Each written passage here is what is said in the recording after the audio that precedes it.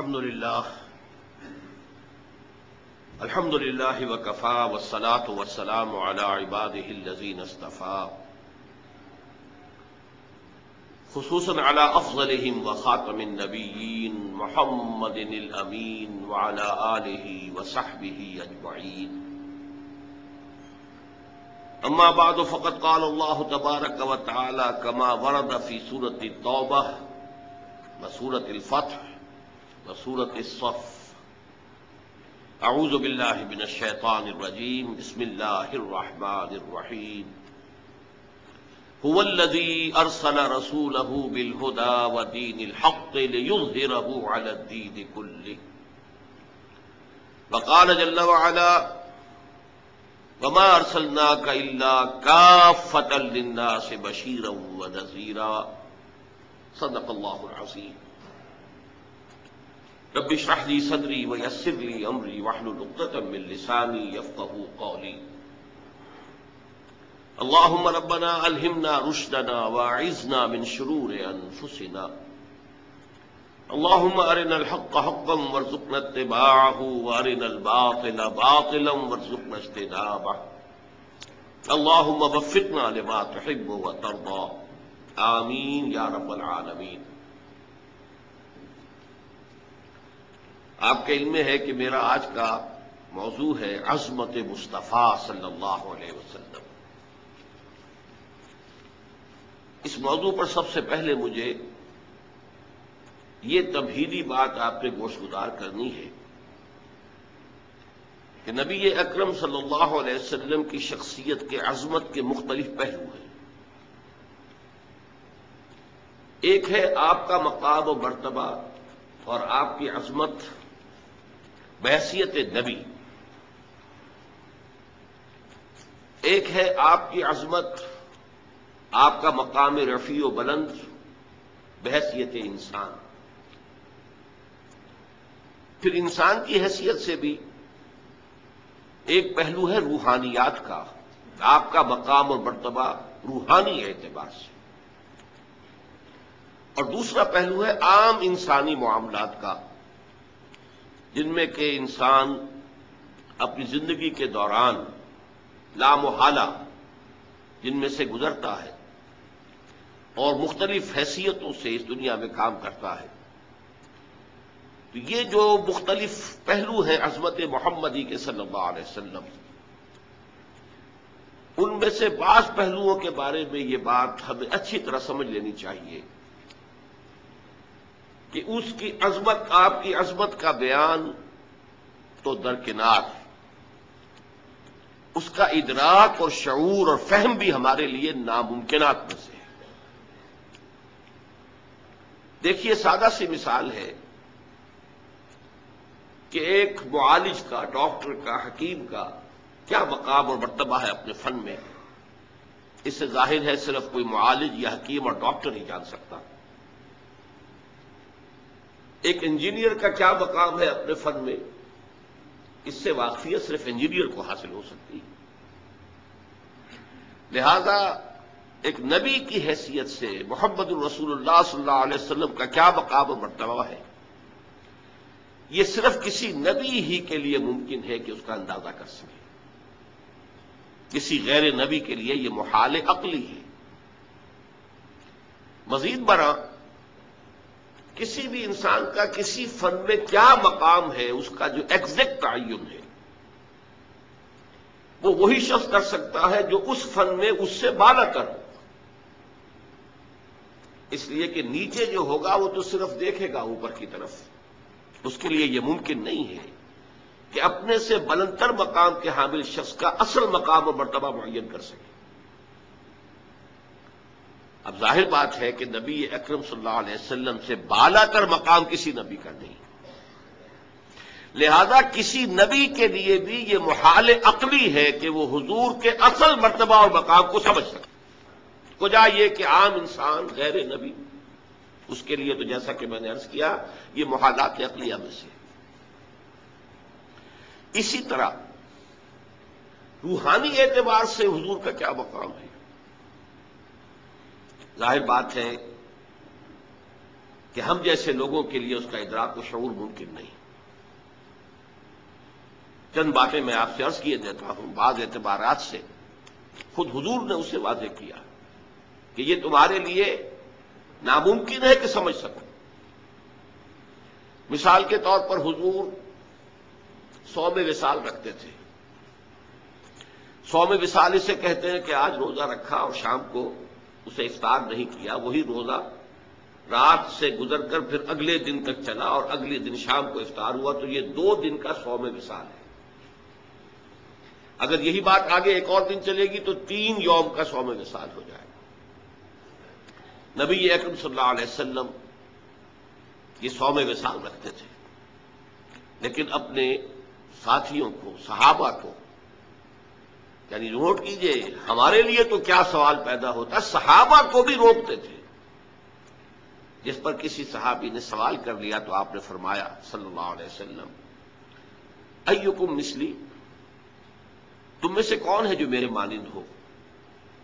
ابھی تو عند ربی، میں تو اپنے رب کے پاس رات گزارتا ہوں، وہ یطعمنی و یسقینی، وہ مجھے کھلاتا اور پلاتا ہے۔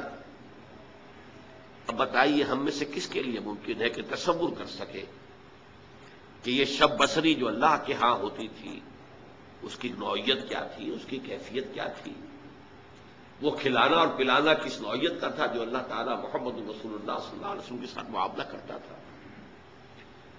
معلوم ہوا کہ یہ چیز بھی ہمارے دائرے سے خارج ہے۔ اچھا، میں تو اپنی بات کر رہا ہوں،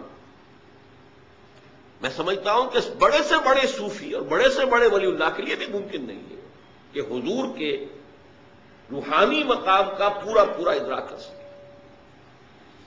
ان دونوں پہلوؤں سے جب ہماری عقلیں اور ہمارا فہم و شعور اور ادراک عاجز ہے تو اس کا مفہوم یہ ہوا کہ اس کو بیان کرنے کی کوشش کرنا بہت بڑی خطا، بہت بڑی غلطی ہے۔ یہ بڑی خطا اس اعتبار سے نوٹ کیجیے، سادہ سی مثال سے بات سمجھ میں آ جائے گی۔ ایک لطیفہ ہے، کسی دیہاتی کی کوئی مشکل تھی جسے کسی ایک شہری بابو نے، شہری شخص نے حل کر دیا، اور وہ شخص جو تھا شہری، وہ ڈپٹی کمشنر تھا، لیکن اس دیہاتی نے اسے دعا دی، خدا تجھے پٹواری بنائے، اس لیے کہ اس دیہاتی کے لیے سب سے بڑا عہدہ، سب سے زیادہ صاحب اختیار ہستی پٹواری کی تھی۔ اس کی تھوڑی سی جنبش قلم سے اس کی زمین کسی اور کے نام درج ہو جاتی ہے، انتقال ہو جاتا، اسی کے قلم کی جنبش سے مالیانہ معاف ہو جائے گا۔ سارے اختیارات اس دیہاتی کے جو ہیں، اس کاشتکار کے جو ہیں، وہ تو اس کے ہاتھ میں ہیں۔ اسے کیا معلوم کہ اس پٹواری سے لے کر اس ڈپٹی کمشنر تک کتنے عہدے ہیں درمیان میں، اور وہ شخص کتنے مقام بلند پر فائز ہے جسے وہ دعا دے رہا ہے پٹواری ہونے کی۔ تو اسی کا اندیشہ ہے کہ ہم اگر حضور کے ان مقامات کو بیان کرنے کی کوشش کریں گے تو شدید خطرہ ہے کہ ہم حضور کی توہین کے مرتکب ہو جائیں، اس لیے کہ کما حقہ بیان ممکن نہیں ہے۔ جب کما حقہ بیان ممکن نہیں ہے تو ہم اپنے تصور کے مطابق مدح کریں گے، اور وہ بہت کمتر ہوگی اصل مقام کے اعتبار سے، اور اسی کا نام توہین ہے۔ یہی وجہ ہے، دیکھیے شیخ سعدی رحمۃ اللہ علیہ نے نہایت سادگی کے ساتھ میری ساری گفتگو کو سمو دیا اپنے 2 اشعار میں، یا صاحب الجمال و یا سید البشر، من وجهك المنیر لقد نور القمر، لا يمكن الثناء كما كان حقه بعد از خدا بزرگ توئی، قصہ مختصر۔ جتنا ان کا حق ہے کہ ان کی ثنا کی جائے وہ ممکن ہی نہیں ہمارے لیے، لا يمكن الثناء كما حقه۔ بس ہمیں صرف یہ کہہ کر جو ہے اس بات کے دامن میں پناہ لینی ہے کہ بعد از خدا بزرگ توئی، قصہ مختصر۔ اللہ کے بعد آپ ہی کی ہستی ہے بلند ترین، عظیم ترین۔ اب اسے کس طرح بیان کریں، کیا بیان کریں؟ ہمارا تصور سے بھی آگے بڑھ کر تخیل بھی سرنگوں ہے کہ وہ اس مقام بلند و رفیع کا کوئی ادراک اور شعور کر ہی نہیں سکتا۔ اسی کو نہایت خوبصورت انداز میں غالب نے کہا ہے، ماں ثنائے خواجہ بیزداں گذاشتے، ہم نے حضور صلی اللہ علیہ وسلم کی ثنا اور حمد کو خدا کے حوالے کر دیا ہے، یزداں کے حوالے کر دیا ہے، ہم اس کی کوشش ہی نہیں کرتے۔ کہا ذات پاک مرتبہ دان محمد است، اس لیے کہ وہی ذات پاک ہے جو اللہ کے جو محمد الرسول اللہ کے اصل مرتبے سے واقف ہے۔ یہ کاں جو ہے اس کے مصرع ثانی میں وہ کہاں کا مخفف، فارسی میں اشعار میں یہ بہت ہوتا ہے کثرت سے کہ ذات پاک مرتبہ دان محمد است، ذات پاک مرتبہ دان محمد است، محمد کے اصل مرتبے اور مقام کو جاننے والی ایک ہی ہستی ہے اور وہ اللہ تعالیٰ کی ہے، لہذا غالب ثنائے خواجہ یزداں گذاشتے ہیں، غالب ہم نے تو حضور کی مدح و ثنا کو اللہ کے حوالے کر دیا۔ میں نے دو اعتبارات سے حضور کی عظمت، حضور کے مقام و مرتبہ کو اپنے بیان کے دائرے سے بلند و بالا، برکت، اعلی، عرفہ اور اس اعتبار سے خارج قرار دیا ہے۔ ہماری سمجھ میں حضور کی عظمت کے جو پہلو آ سکتے ہیں وہ ہے آپ کی عظمت بحیثیت انسان، لیکن ان کا بھی تجزیہ کریں گے تو اس کے بے شمار پہلو ہیں۔ حضور کی حیثیت، آپ کا مرتبہ اور مقام بحثت ایک سپہ سالار کے، اب یہ بڑے بڑے جرنیلوں سے پوچھئے کہ آپ نے جو جنگی حکمت عملی اختیار فرمائی اس میں جس مہارت کا ثبوت دیا ہے، حالانکہ ساری عمر کبھی آپ نے کسی جنگ میں حصہ نہیں لیا، بدر سے پہلے یا اس سے پہلے کی چند مہمات میں شرکت کی ہے، باضابطہ جنگ کی نوبت نہیں آئی، لیکن یہ کہ دنیا تنگ ہے کہ جنگ کی مہارت اور اس کی حکمت عملی کو مرتب اور معین کرنے میں کس قدر آپ نے صلاحیت کا اور کس قدر قابلیت کا ثبوت دیا ہے۔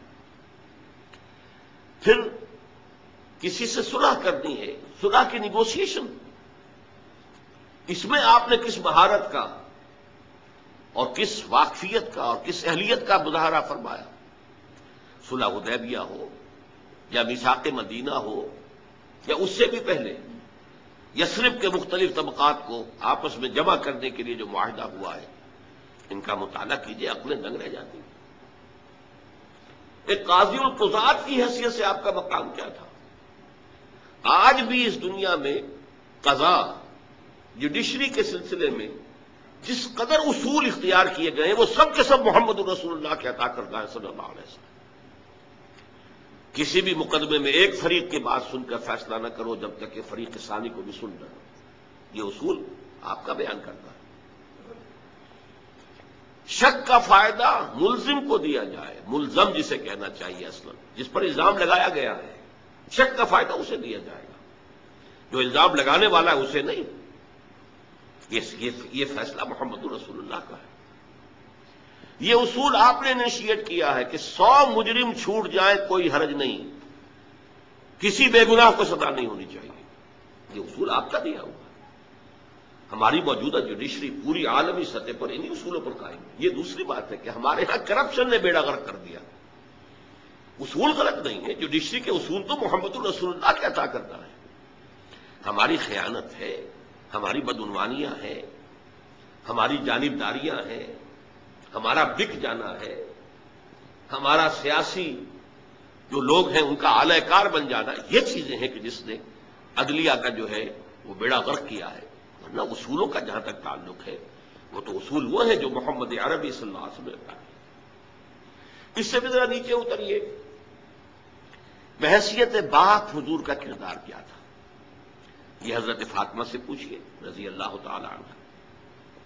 بحیثیت شوہر آپ کا کردار کیا تھا اور آپ کی کیا عظمت تھی اس میں؟ یہ حضرت عائشہ سے پوچھئے، حضرت حفصہ سے پوچھئے، حضرت ام سلمہ سے پوچھئے رضی اللہ تعالی عنہ۔ پھر یہ کہ ایک داماد ہونے کی اعتبار سے آپ کا کیا کردار تھا؟ حضرت عمر سے پوچھئے، حضرت ابو بکر سے پوچھئے۔ گویا کہ جتنے انسانی علائق ہو سکتے ہیں ان کے اعتبار سے بھی آپ کی شخصیت کی عظمت، آپ کے کردار کی بلندی، یہ وہ چیزیں ہیں کہ جو ہماری سمجھ میں آ سکتی ہیں۔ ایک داعی کی حیثیت سے آپ کا کیا مقام ہے، ایک مربی کی حیثیت سے آپ کا کیا مقام ہے، ایک معلم کی حیثیت سے آپ کا کیا مقام ہے. یہ چیزیں ہیں کہ جو ہماری سمجھ میں آ سکتی ہیں، ان کا کچھ نہ کچھ ادراک و شعور ہم کر سکتے ہیں. لیکن ان تمام حیثیتوں کو داعی، مبلغ، مربی، مزکی، میں ان کو جمع کرنا چاہتا ہوں ایک لفظ میں. ایک انقلاب کے داعی اور ایک انقلاب عظیم کے برپا کرنے والے کی حیثیت سے آپ کا مقام کیا ہے.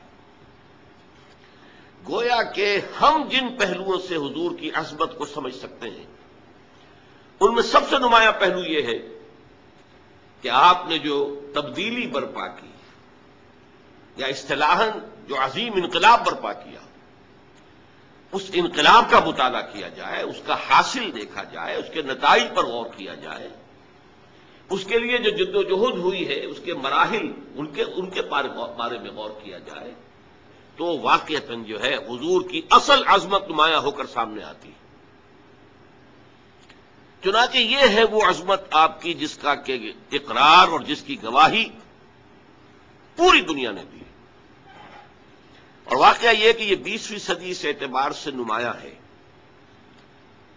کہ جو سابقہ صدیوں کے دوران جو تعصب تھا حضور کی ذات مبارک سے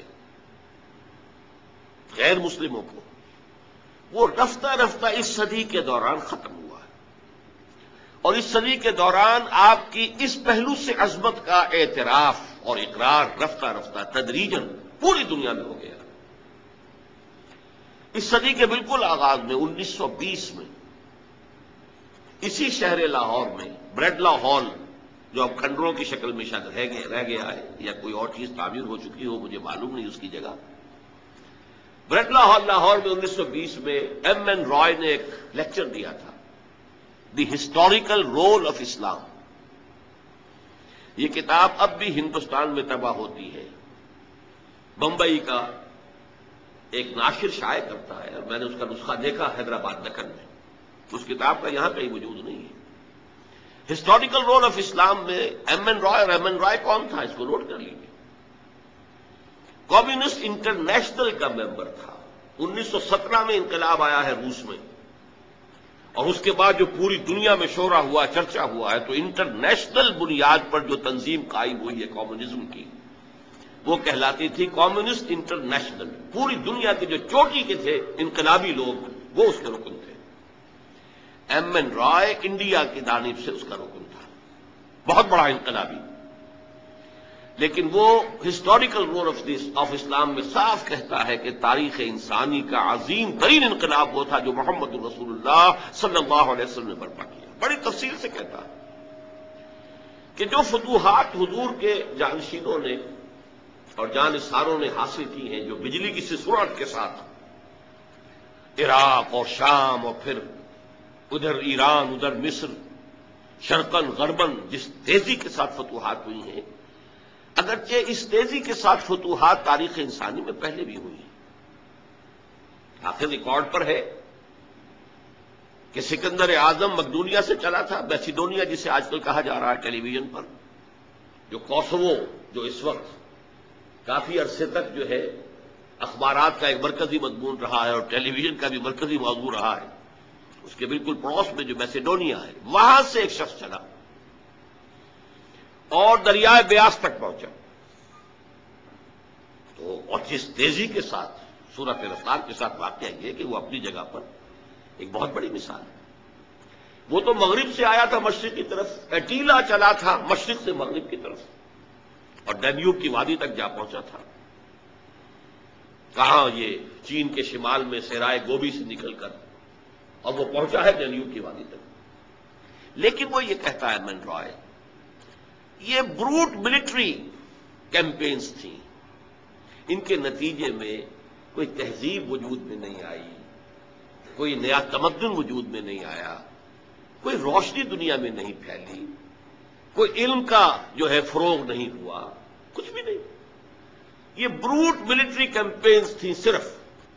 جبکہ محمد عربی صلی اللہ علیہ وسلم اور آپ کے جانشینوں کے ذریعے سے جو یہ فتوحات تیزی کے ساتھ ہوئی ہیں، ان کے نتیجے میں ایک نئی تہذیب، نیا تمدن ایک نئی روشنی، علم کا فروغ، انسانی اقدار کا فروغ، ایک ایسا معاشرہ جو ہر طرح کی زیادتیوں سے پاک، جس میں پولیٹیکل ریپریشنز نہیں، جس میں اکنامک ایکسپلائٹیشن نہیں، جس میں سوشل ڈسکریمنیشن نہیں، ایک ایسا معاشرہ وجود میں آیا. جیسے کہ علامہ اقبال نے کہا ہے کہ مصطفیٰ اندر ہرا خلوت گزید، قوم و آئین و حکومت آفرید. اور بھی دنیا میں بڑے بڑے لوگ رہے ہیں، رشی منی رہے ہیں، تپسیائیں کی ہیں سال ہا سال، وہ اپنی غاروں کے اندر یا کہیں اور پہاڑوں کی گپھاؤں کے اندر وہ تپسیائیں کرتے رہے. لیکن محمد عربی نے چند روز جو خلوت گزینی اختیار کی تھی غار ہرا میں، مصطفیٰ اندر ہرا خلوت گزید، لیکن وہ کتنی پروڈکٹیو تھی، کس قدر اس کا نتیجہ برآمد ہوا ہے کہ ایک نئی قوم، نیا تمدن، ایک نیا آئین، قوم و آئین و حکومت آفرید. یہ وہ عظمت کہ جس کا اظہار 1920 میں کیا ایم این رائے نے. مسلمان نہیں تھا، ہندو، کمیونسٹ. یہ تو تھا اس صدی کے شروع سے لے، اگر گنتی کریں گے تو 20واں سال. اس صدی کا اختتام جو اب تقریباً آئی گیا ہے ہمارے سامنے، اس سے ذرا 20 سال پیچھے جائیے تو 1980 میں کتاب آئی امریکہ میں، دی 100، ڈاکٹر مائیکل ہارٹ کی تصنیف، ایک selection and gradation of 100 most influential personalities of human history. اس نے تاریخ انسانی، پوری تاریخ انسانی جتنی بھی انسان کو معلوم ہے، اس کا جائزہ لیا کہ اس میں، اس تاریخ کے سفر کے دوران میں اس کے رخ کو کن کن شخصیات نے موڑا ہے، جنہوں نے اس دھارے کا رخ موڑا ہے. ایسے 100 افراد کو چن لیا. یہ سلیکشن ہو گیا، selection of 100 most influential personalities of human history. لیکن صرف سلیکشن نہیں، اینڈ گریڈیشن آلسو. ان کے اندر بھی پھر درجہ بندی. کون ہے وہ جس نے سب سے زیادہ متاثر کیا ہے تاریخ کے دھارے کے رخ کو، سب سے زیادہ گمبھیر انداز میں موڑا ہے اس کے رخ کو، اور وہ حضرت محمد صلی اللہ علیہ وسلم کو on top of the list رکھ رہا ہے. عیسائی ہے اور تاحال عیسائی ہے، ابھی زندہ ہے، لیکن حضرت عیسیٰ کو نمبر 3 پر لے گیا. نمبر 2 پر لایا نیوٹن کو. نیوٹن کی فزکس نے جس طریقے سے تاریخ انسانی کو متاثر کیا ہے، یہ پورا جو ایکسپلوژن ہے سائنس اور ٹیکنالوجی کا، اس کا نقطۂ آغاز نیوٹن ہے، اس میں کوئی شک نہیں. تو چونکہ وہ اس انداز سے بات کر رہا ہے، مذہبی پہلو سے نہیں کر رہا ہے، اپنے عقائد کے اعتبار سے بات نہیں کر رہا ہے، اس کا موضوع یہ ہے کہ تاریخ انسانی میں اس کے دھارے کے رخ کو موڑنے والی شخصیات کون کون سی ہیں. ان میں نمبر 1 محمد الرسول اللہ صلی اللہ علیہ وسلم، نمبر 2 نیوٹن، نمبر 3 پھر حضرت مسیح علیہ السلام. اور مسلمانوں میں سے پھر صرف ایک اور شخصیت کو اس نے اس 100 کی فہرست میں شمار کیا ہے، اور وہ ہے ٹھیک 50ویں نمبر پر حضرت عمر فاروق رضی اللہ تعالی عنہ. اب یہاں ایک سوال پیدا ہوا، اس نے خود اس کو پوز کیا کوشچن کو. Naturally I O an answer, an explanation, کہ میں عیسائی ہوں، عیسائی ہوتے ہوئے محمد کو میں کس اعتبار سے نمبر 1 پر رکھ رہا ہوں صلی اللہ علیہ وسلم. کا جواب وہ خود دیتا ہے، دس از بیکاز، یہ الفاظ ذرا نوٹ کیجئے، this is because he is the only person, the only, ایک ہی شخصیت ہے supremely successful in both the religious and the secular fields. اب اس جملے کو سمجھنے کے لیے بہت ہی ایک گمبھیر جملہ ہے، بہت معنی خیز ہے، لیکن پہلے یہ سمجھنا ہوگا کہ موجودہ جو ذہن ہے، اس وقت کی جو عالمی فضا ہے، اس میں انسانی زندگی کو 2 جداگانہ گوشوں میں تقسیم کر دیا گیا. ایک مذہب کا گوشہ ہے، اس کا تعلق اجتماعیات سے نہیں ہے، اس کا تعلق صرف افراد سے ہے. ہر فرد کو کھلی اجازت ہے، جس کو چاہے بلیو کرے، جس کو چاہے مانے، ایک خدا کو مانے، 100 کو مانے، کسی کو نہ مانے، از فری. اس کو پوری آزادی حاصل ہے، جسے چاہے پوجے، پتھروں کو پوجے، درختوں کو پوجے، ستاروں کو، چاند کو، یہاں تک کہ اعضائے تناسل کو پوجے، ٹھیک ہے، اسے اجازت ہے. لیکن یہ ہے معاملہ انفرادی. کچھ سوشل کسٹمز کو بھی شامل کر دیتے ہیں اس حصے میں. بچے کی پیدائش ہوئی ہے، کیسے سیلیبریٹ کریں؟ کوئی فوت ہو گیا ہے، اس کی ڈیڈ باڈی کو کیسے ڈسپوز آف کریں؟ جلائیں، دفن کریں، یا کہیں رکھ دیں کہ چیلیں اور کوے کھا جائیں وغیرہ وغیرہ. یہ بھی اس کی بھی آزادی ہے. لیکن یہ تین چیزیں، dogma, rituals and social customs, یہ تینوں مل کر یہ ہے انفرادی زندگی. اور دوسری طرف آئیے تو معاشرتی نظام، معاشی نظام، سیاسی نظام، یہ ہے سیکولر فیلڈ آف لائف، جس کا کسی مذہب سے کوئی تعلق نہیں.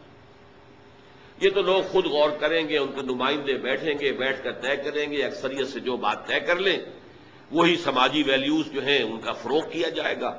جو بھی اکثریت سے طے کر لے کہ یہ سوشل ایولز ہیں، ان کو ایریڈیکیٹ کیا جائے، اس کو ایریڈیکیٹ کریں گے.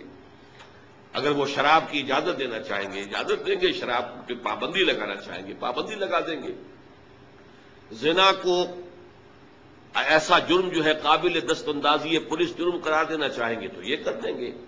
لیکن زنا بالرضا ہے تو اس میں انہیں اختیار ہے کہ وہ کہہ دیں کہ اس میں کوئی جرم والی بات نہیں ہے، سول مقدمہ بن سکتا ہے. اگر کسی شوہر کا حق جو ہے اس میں مارا گیا ہو تو وہ شوہر جائے اور کسی سول مقدمے کا جو معاملہ سوٹ جو ہے وہ وہاں پہ شروع کر دیں. اسی طریقے سے دو مردوں کی شادی وہ چاہیں گے تو لیگلائز کر دیں گے. ٹھیک ہے، ان میں سے ایک مرد جو ہے وہ شوہر کی حیثیت رکھتا ہے قانون ملکی کی نظر میں، اور دوسرا مرد جو ہے وہ بیوی کی حیثیت رکھتا ہے قانون ملکی کی نظر میں. جو چاہے کر دیں، چاہے وہ سماجی معاملات ہوں، چاہے وہ معاشی معاملات ہوں، چاہے وہ سیاسی معاملات ہوں. ان میں سے کسی کا کسی مذہب سے کوئی تصور نہیں. یہ ہے سیکولر فیلڈ آف لائف. اب سمجھیے، اس کا کہنے کا مقصد یہ ہے کہ تاریخ انسانی میں جتنی عظیم شخصیات ہیں وہ یا ایک طرف بلند ہیں تو دوسری طرف ان کا کوئی مقام نہیں. Maybe they are zero. اور اگر کوئی ہے جو ادھر بہت بلند ہے تو ان کا ادھر کوئی مقام نہیں. ہو سکتا ہے کہ زیرو ہو، بلکہ ہو سکتا ہے کہ کوئی مائنس ویلیو ان کے لیے معین کرنی پڑے. مثلا مشرق میں گوتم بدھ، مغرب میں حضرت مسیح. مذہب کے میدان میں، روحانیات کے میدان میں، پھر پیروکاروں کی تعداد کے اعتبار سے کتنی عظمت ہے. مہاتما گوتم بدھ کی بھی، سدھارتھا گوتما. اور لیکن یہ جو ریاست، سیاست، معاملات ملکی، ان دونوں میں کوئی ان کا کوئی کنٹریبیوشن نہیں، کوئی مقام نہیں، کوئی مرتبہ نہیں، کوئی حیثیت نہیں. زیرو دونوں، حضرت مسیح علیہ السلام بھی اور گوتم بدھ. اسی طرح میں نے ابھی بتایا اٹیلا ہو یا سکندر اعظم ہو یا اور بڑے بڑے حکمران بھی دنیا میں گزرے ہیں. ادھر یہ اس بلندی پر ہیں، لیکن ادھر ہو سکتا ہے زیرو سے بھی کام نہ چلے بلکہ مائنس ویلیو لانی پڑے. خاص طور پہ سکندر اعظم کے لیے تو کوئی نہ کوئی مائنس ویلیو معین کرنی پڑے.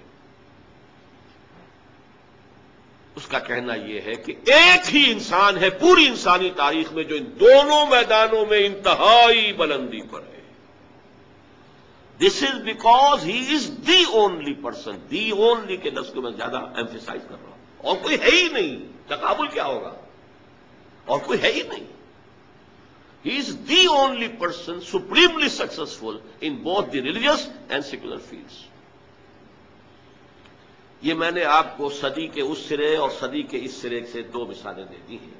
ذرا ایک درمیانی مثال بھی دے دوں. ایچ جی ویلز، برطانوی fiction writer, scientific fiction writer کی حیثیت سے شہرت ہے. بڑے اچھے اس نے کہانیاں لکھی، ناول لکھے، جس میں وہ ریفلیکٹ کر رہا تھا یہ سائنس کدھر جا رہی ہے. جدھر جا رہی تھی، جو اکتشافات اور جو ایجادات ہونی تھی ان کو پہلے سے ویژولائز کر کے اس پر مبنی کر رہا ہے اپنے ناول کے پلاٹس اور اپنی کہانیوں کے بنیادی خاکے. تو سائنٹیفک فکشن کے نام سے اس اعتبار سے مشہور ہے. لیکن اس کے ساتھ ہی اس نے تاریخ عالم پر دو کتابیں لکھی ہے، short history of the world and a concise history of the world, جو ذرا نسبتاً زیادہ ضخیم ہے. اس concise history of the world میں وہ چیپٹر جو ہے وہ حضور صلی اللہ علیہ وسلم پر جو چیپٹر لاتا ہے اس میں ایک بات میں اپنے دل پر جبر کر کے آپ کو بتا رہا ہوں، ابتدا میں حضور کی ذاتی نجی خانگی زندگی پر اس نے نہایت رقیق حملے کیے۔ یوں سمجھیے کہ جیسے دو ملعون نام نہاد مسلمانوں نے اس دور میں کیا ہے، سلمان رشدی نے اور تسلیمہ نسرین نے، ایک نے انگلینڈ میں بیٹھ کر، ایک نے بنگلہ دیش میں بیٹھ کر جس قسم کے چھینٹے اڑائے ہیں حضور کی شخصیت پر، اسی طرح کے چھینٹے ایچ جی ویلز نے حضور کی ذات مبارکہ پر خصوصاً خانگی زندگی پر اڑائے۔ لیکن جب اس چیپٹر کے آخر میں آتا ہے اور خطبہ حجۃ الوداع کا ذکر کرتے ہوئے باقاعدہ کوٹ کرتا ہے، لا فضل لعربی علی عجمی ولا لعجمی علی عربی ولا لاسود علی احمر ولا لاحمر علی اسود الا بالتقوی کلکم بنو آدم وآدم من تراب۔ دیکھو لوگوں، کسی عرب کو کسی عجمی پر کوئی فضیلت حاصل نہیں، اسی طرح کسی عجمی کو کسی عرب پر کوئی فضیلت حاصل نہیں، اسی طرح کسی سرخ و سفید رنگ والے شخص کو کوئی فضیلت حاصل نہیں کسی سیاہ روح پر، سیاہ فام پر، اور اسی طریقے سے کسی سیاہ فام کو کوئی فضیلت حاصل نہیں سفید فام پر یا سرخ روح پر، الا بالتقوی، فضیلت کی بنیاد صرف تقوی ہے۔ کلکم بنو آدم وآدم من تراب، تم سب کے سب آدم کی اولاد ہو، اس کی نسل سے، اور آدم کی تخلیق مٹی سے ہوئی تھی۔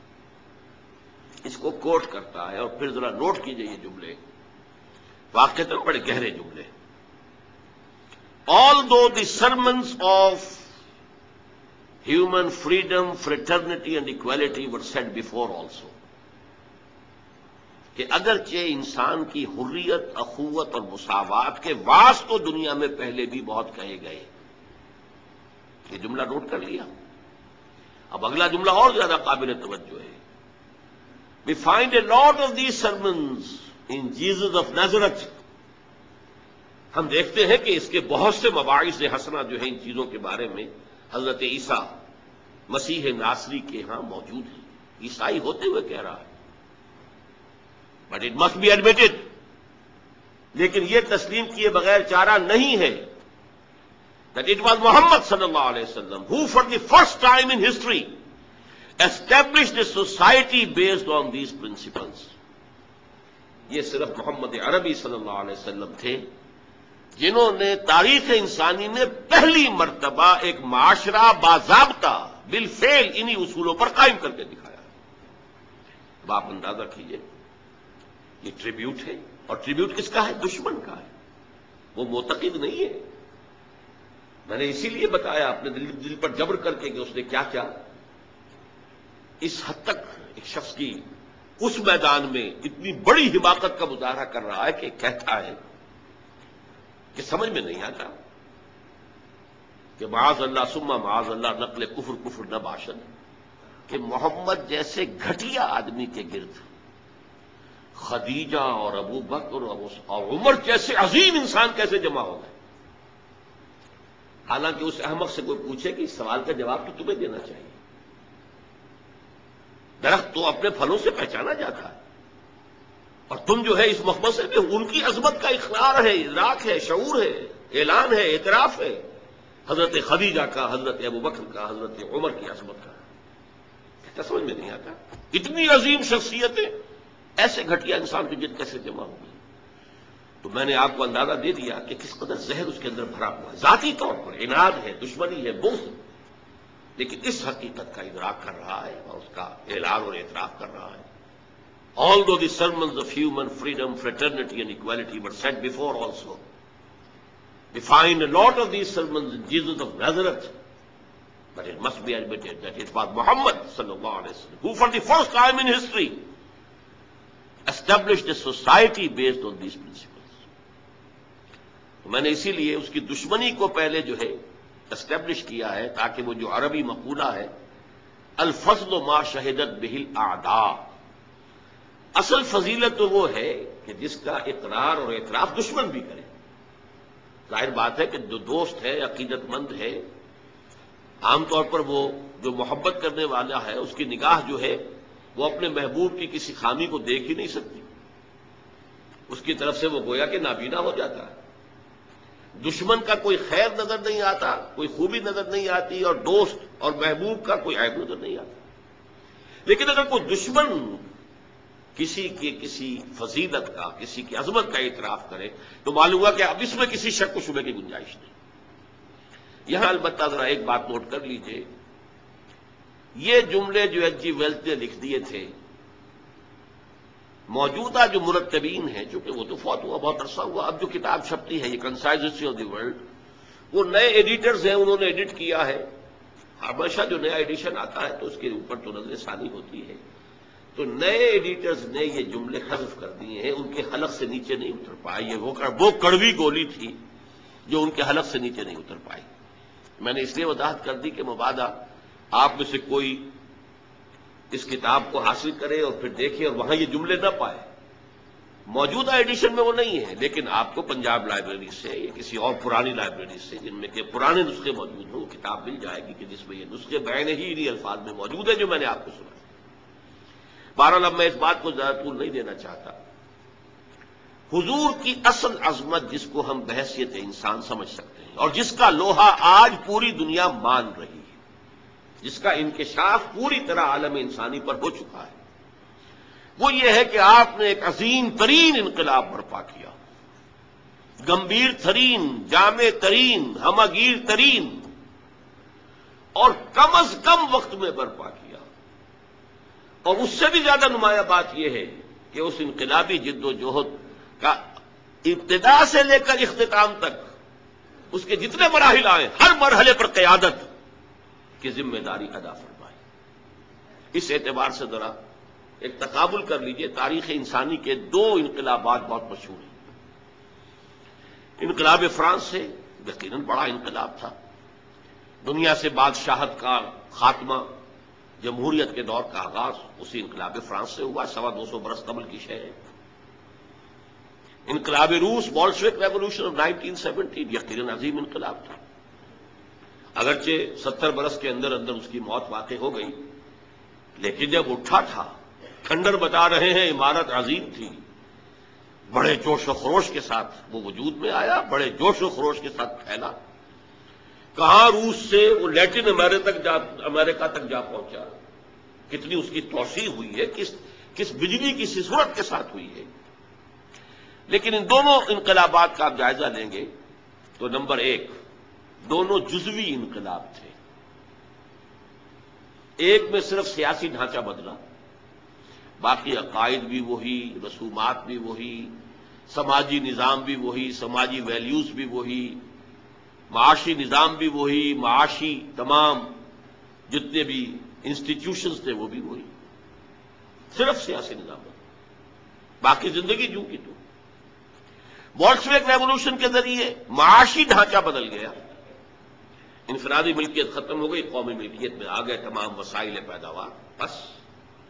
باقی آپ کو معلوم ہے جیسے وہ کرسچنز پہلے تھے ویسے ہی کرسچن بعد میں رہے، جو عقائد پہلے تھے وہی ان کے بعد میں رہے، سماجی ویلیوز وہی رہیں، سارا نقشہ جو کا تو رہا، معاشی انقلاب آ گیا۔ اس کو پس منظر میں رکھ کر دیکھیے، محمد عربی صلی اللہ علیہ وسلم کا لایا ہوا انقلاب گمبھیر ترین، میں کہہ رہا تھا جامع ترین۔ یہاں آپ مائکروسکوپ لگا کر تلاش کیجئے کہ کوئی چیز ایسی ہے جو سابقہ حالت پر باقی رہ گئی ہو، جواب نفی میں آئے گا۔ عقائد بدل گئے، نظریات بدل گئے، انفرادی شخصیتیں بدل گئی، اخلاق بدل گئے، شب و روز کے انداز بدل گئے، صبح و شام کا انداز بدل گیا، نشست و برخاست کے انداز بدل گئے، پھر سماجی نظام بدل گیا، سیاسی نظام بدل گیا، معاشی نظام بدل گیا۔ وہ قوم جس میں کہ لکھے پڑھے لوگ بمشکل انگلیوں پر گنے جا سکتے تھے، وہ علوم کی موجد ہو گئی، دنیا کی استاد بن گئی۔ اس نے مشرق و مغرب سے علوم لیے، یونان سے بھی لیے اور چین اور ہند سے بھی لیے، انہیں ڈیولپ کیا، بڑھایا اور پورے عالم انسانیت کی طرف پھیلا دیا۔ یہ سارا کام انقلاب عظیم، گمبھیر ترین، ہمگیر ترین، جامع ترین انقلاب۔ تو چہ نسبت خاک رہا عالم پاک، یہ فرانس کا ریولوشن کہاں کھڑا ہوگا انقلاب محمد صلی اللہ علیہ وسلم کے تقابل میں؟ مارکس کا انقلاب کہاں کھڑا ہوگا؟ انقلاب محمدی صلی اللہ علیہ وسلم کی تناظر میں۔ نمبر 2، ان تمام انقلابات کے اندر یہ چیز قدر مشترک ہے کہ فکر دینے والے اور دعوت کا آغاز کرنے والے کچھ اور لوگ تھے، لیکن وہ صرف قلم کار تھے، وہ صرف رائٹرز تھے، مصنفین تھے، وہ مرد میدان نہیں تھے، وہ انقلاب کے لیے عملی جد و جہد میں سامنے نہیں آ سکے۔ انہوں نے خود آگے بڑھ کر کوئی انقلابی جماعت نہیں بنائی، انہوں نے خود آگے آ کر انقلابی جو جد و جہد تھی اس کی قیادت نہیں کی، نہیں، وہ تو صرف پیپل آف دی ڈیسک تھے۔ انقلاب کچھ اور لوگوں کی زیر سرکردگی، کچھ اور لوگوں کی زیر قیادت، کچھ اور لوگوں کی رہنمائی میں وجود میں آیا۔ فرانس میں والٹیئر اور روسو مفکرین کی حیثیت سے، مصنفین کی حیثیت سے بہت اونچا مقام ہے، لیکن وہ میدان کے آدمی تھے ہی نہیں۔ یہی وجہ ہے کہ انقلاب فرانس جو ہے وہ بہت بلڈی ریولیوشن کہلاتا ہے، اس لیے کہ قیادت کوئی تھی نہیں، وہ تو ایک فکر تھا جو پھیل گیا تھا، اس نے لوگوں میں ایک جوش و خروش پیدا کر دیا، اسپونٹینیس جو ہے وہ ایک لاوا پھٹا ہے، اور اس لاوا پھٹنے میں چونکہ کوئی تنظیم تھی ہی نہیں، کوئی قیادت تھی ہی نہیں، لہذا انتہائی خونی انقلاب ہوا، بہت بلڈی ریولیوشن۔ اسی طریقے سے ذرا غور کیجئے، روس کے انقلاب بولشوک ریولیوشن کی بنیاد داس کیپیٹال ہے، ایک کتاب، کارل مارکس اس کا مصنف، اور اس کے ساتھ اس کا کو آتھر اینجلز، دونوں نے مل کر یہ کتاب لکھی ہے۔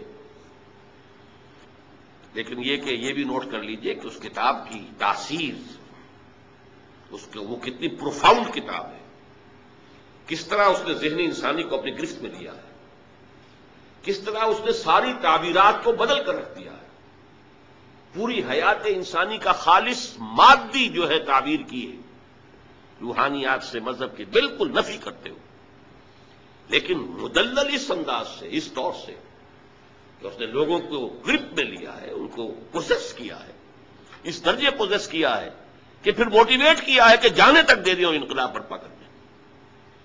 اسی لیے اقبال نے کہا ہے، نیس پیغمبر و لیکن در بغل دارت کتاب، کتاب تھی اس کے پاس۔ جیسے کہ آپ کو معلوم ہے کہ محمد عربی صلی اللہ علیہ وسلم کا انقلاب اگر اسے ٹریس کریں گے تو وہ قرآن کے ذریعے سے وجود میں آیا، اتر کر ہرا سے سوئے قوم آیا اور ایک نسخہ کیمیا ساتھ لایا۔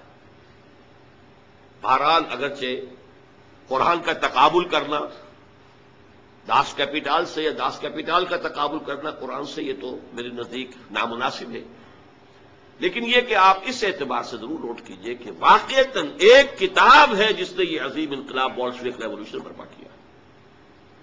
لیکن مارکس ہوں یا اینجل صاحب ہوں، دونوں رائٹرز تھے، بس مفکر تھے، انہوں نے اپنی کتاب لکھی جرمنی اور لندن میں بیٹھ کر، اور جرمنی اور لندن میں اس انقلاب کا کہیں وجود ہی نہیں واقع ہوا۔